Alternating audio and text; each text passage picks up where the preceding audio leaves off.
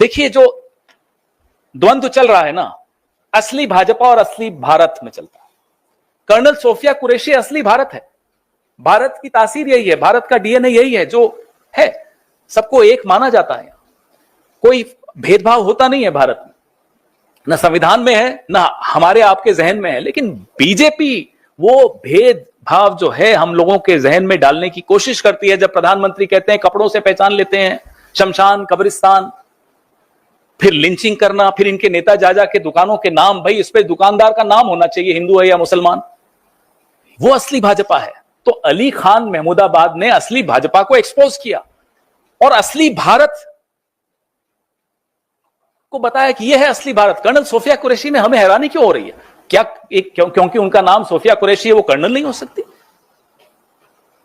अब्दुल हमीद, किसको नहीं मालूम ये नाम? ये नॉर्मल है हिंदुस्तान के लिए, लेकिन भारतीय जनता पार्टी को असामान्य लगता है।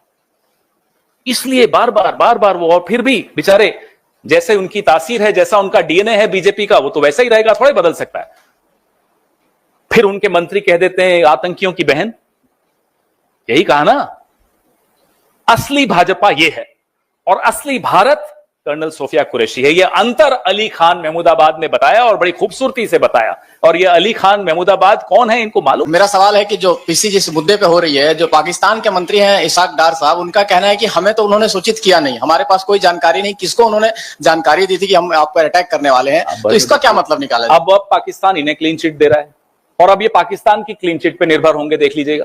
यूं तो दुश्मन है पाकिस्तान, लेकिन जब क्लीन चिट देता है तो दोस्त हो जाता है। ये क्या चल रहा है साहब? ये चल क्या रहा है? यही तो हम जानना चाहते हैं। पहलगाम का न्याय क्यों नहीं मिल पाएगा? इसलिए क्योंकि आप डरते हैं अमेरिका से, आप डरते हैं चीन से, आपका मुंह नहीं खुलता चीन के आगे। सबको मालूम है, पूरे देश को मालूम है, पूरे विश्व को मालूम है चीन की भूमिका क्या रही इस युद्ध में।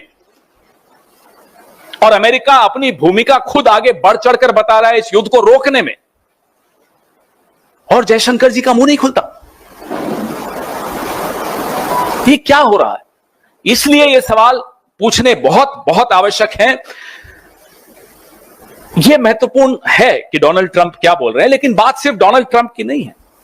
बात यह है जो अभी आपने वीडियो में देखा कि कैसे जयशंकर जी खुद प्रेस एजेंसीज को सामने बैठाकर और खुद बता रहे हैं कि हमने पाकिस्तान के आतंकी ठिकानों पर हमला करने से पहले पाकिस्तान को सूचित कर दिया था। अब ये सूचित करने का क्या मतलब होता है?